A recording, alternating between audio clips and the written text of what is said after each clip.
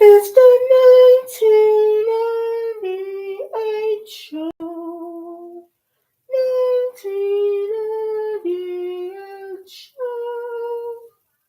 1998 show.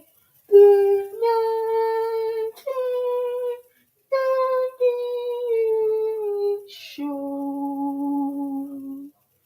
Welcome to the 1998 show. I'm your host, Charles, and thank you for being here today.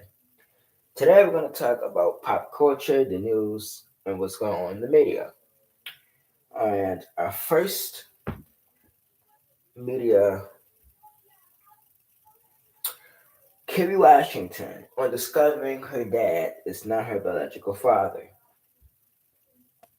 Before I play the video, I just want to say that speaking of people discovering that Speaking of Kerry Washington discovering that her dad is not her biological father, I was just a while ago. I was watching um, the Kurt Franklin story, and he had to take two DNA tests to prove to his mother that the man, his mother told him that another man was his father, the man that died, and it came out that he wasn't. So she had him fooled that he was the father, but it came out that his biological father lived down the road from his house. I watched the whole video; it's beautiful, and he met up with his biological father. They had, father and son time. Met up with his son. Um, the his mother to me, I feel it was in so much of denial, and denial is something that women don't deal with. It's like if you say a woman is wrong, they would take it as a man is belittling them.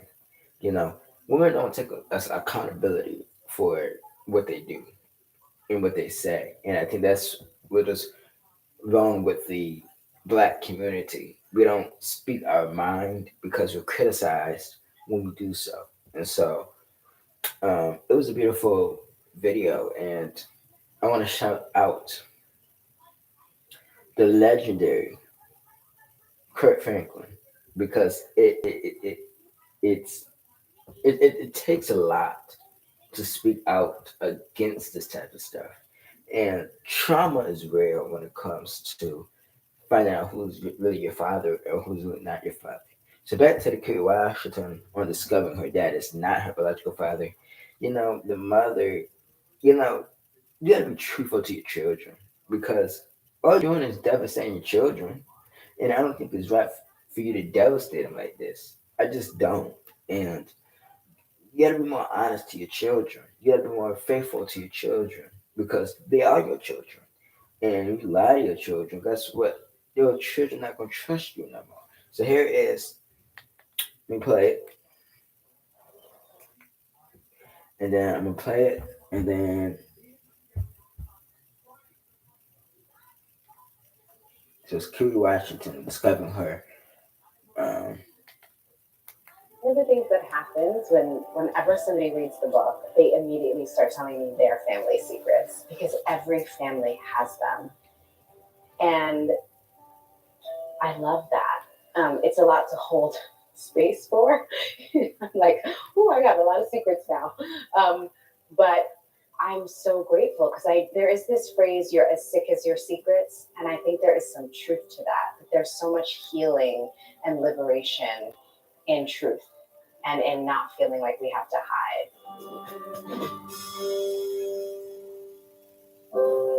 We need to talk to you. That That simple 6 word text message changed Kerry Washington's life forever. The award winning actor, director, producer, and activist spoke to her parents and learned that they had used a sperm donor when conceiving her.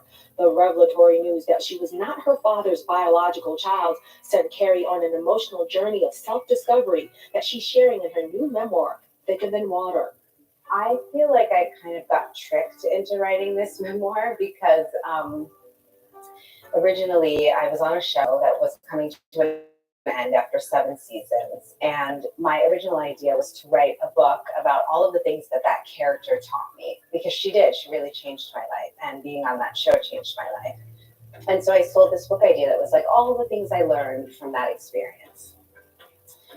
But right before I sold the book was when I got some really revelatory information from my parents about our family history that really turned my world upside down. And so every time I would sit down to write this other book idea that I sold, I just couldn't write it. It just didn't feel honest to write about anything other than kind of the mental, emotional journey that I had found myself on. Eventually, I wound up confiding in my editor why I couldn't write that original idea, because I was on this other deeply personal journey. And she was like, why don't you write that book?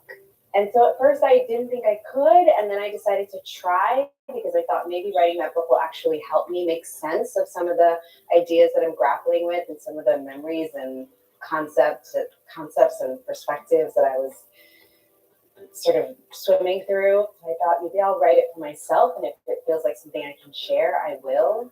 And so here we are. I think there were so many times when I was writing this book that I thought, I can't do this. I cannot put this in writing. I cannot share these things. But also, as I thought about it, I feel like the times in my life that have been most painful have been the times when I've been having a hard feeling and also feeling alone in that feeling. And feeling like I'm the only person who feels that way. Like that for me has been like doubling down on the suffering. So I guess, when I got this new information about my family, I just thought, I'm done with secrets. Like I'm done hiding. I don't want to hide anything anymore. I just want to be able to have my story and live my life and not hold on to shame or fear or worry about how I might be judged. I wanted to really be in my truth. I have this extraordinary team of people out on the search looking to help me fit. All right. Yeah, I mean, when you lie to your children about who their father is, biological father is, because you know to your children, whether they're adults, teens, children, trauma. Trauma comes from denial. And I think it's wrong to play with your children's mind and soul because one, they're asked to be here, but two, you don't know what that's doing to many psychological inside. You don't know what that's doing to them. You turn your children apart. And even though you think that what you did was correct or the right thing to do, just be truthful to your children. Lying to them not going to make what you did better. It's going to make it worse. And it already had made it worse. So just be truthful when you're, having that conversation with your children. But this is, sad case. And we hope Kerry Washington the best. And she's not the only actress going through this. You have actors going through this. You have multiple other celebrities going through this right now. And sometimes things like this sit on your mind frame psychologically. And so it is always good to speak out and speak your truth, your mind, because then you'll heal your trauma. And yes, it's going to be hard certain days, but don't let it bottle you up in a bottle on a shelf because that is what's going to trigger you, and that trigger is going to make you something that's make you do something to yourself that's you're going to regret. So speak out. This responsibility that's going to the same thing you're going through, whether they're celebrities, whether they're normal people. Um, just speak your truth, speak your piece. You know, and it is hard. But again, we wish Kerry Washington nothing but the best. And we're going to carry on now. In other news, Usher is to perform at Super Bowl 3 halftime show. So on G-Man, let's get to it.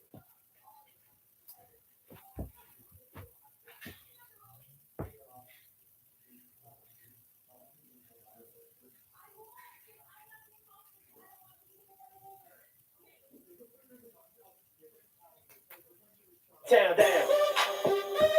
And back now with our play of the day and the news that Usher will be headlining the Super Bowl halftime show next year. The R&B superstar is calling it an honor of a lifetime. Larry is here with the details. What is it? Peace up, A-Town down. We're here for all of that. So excited. Hey, Lindsay, good morning to you. Usher says this was such a huge secret. He wasn't even allowed to tell his own kids, but it is a secret no more. And the reaction to Usher being chosen for next year's Super Bowl halftime show has been a resounding yeah. Oh my God. OMG is right. Usher will headline the world's biggest stage, the Apple Music Super Bowl 58 halftime show. The NFL announcing the 8-time Grammy winner has been chosen for the highly coveted slot. It's happening. It has happened, ladies and gentlemen. Yes. Enlisting some famous friends like Kim K and Coach Prime for some promo help, ripping off his music video for 2004's Confessions. Hello? Yo, I'm in the booth. I'm going to call you right back. Wait, can you talk? Listen, I heard the news. Usher also getting in on the fun. I'm actually telling you from the future. No, for real. Don't play like that. The R&B superstar has sold 80 million records worldwide with 18 top 10 hits and 9 number ones.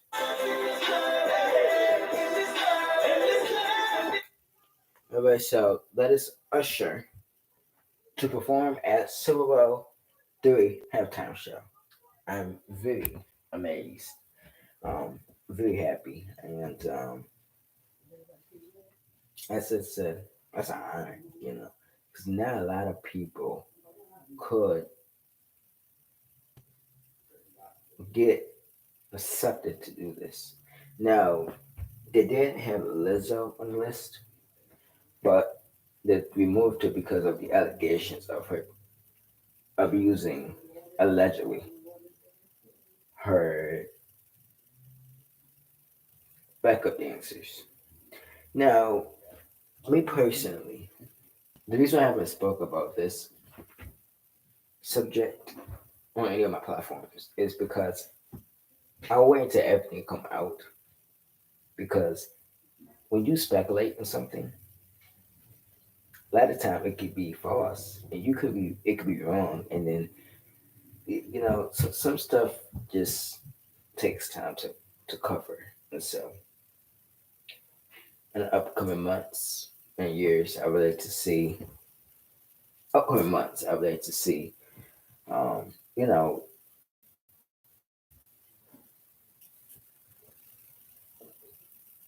the Lizzo case, and so I know it's probably working straight through the court system, and you know.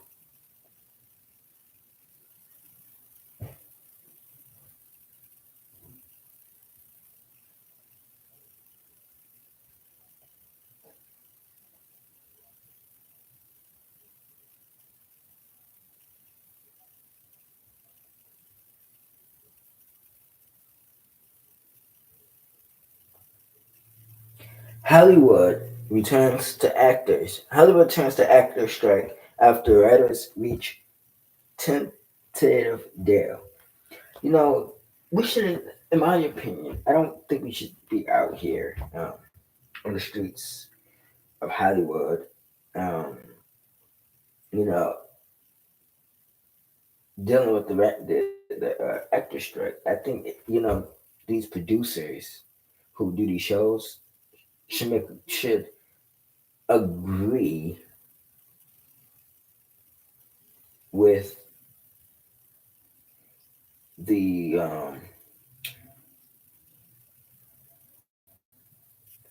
with these hosts of these shows and come to an agreement to work in business.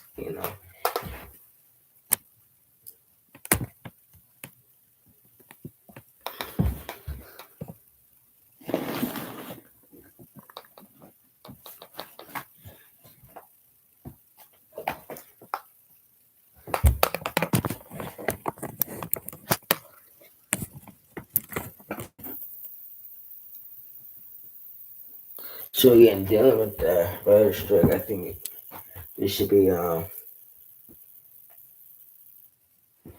agreement with that.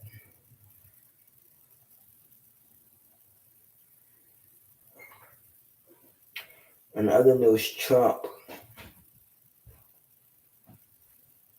shows off new endorsement in South Carolina. You know, with all the legal action he's facing and his people is also facing, you know, just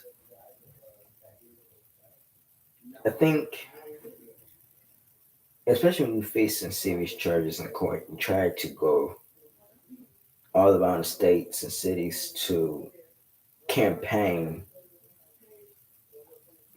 so that way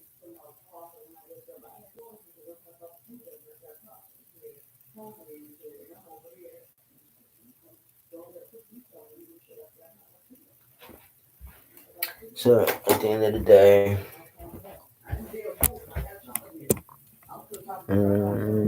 so,